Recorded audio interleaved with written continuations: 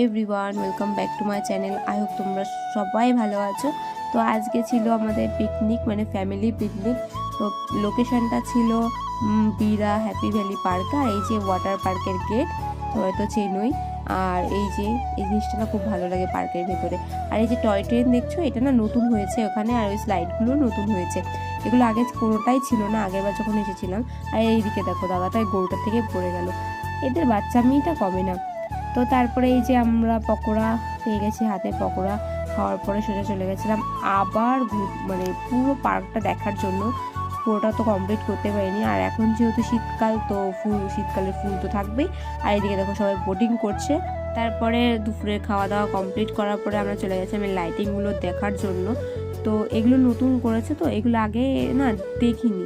তো এগুলো একটু ইউনিক টাইপেরও ছিল। তো দেখো জাস্ট ওয়াও।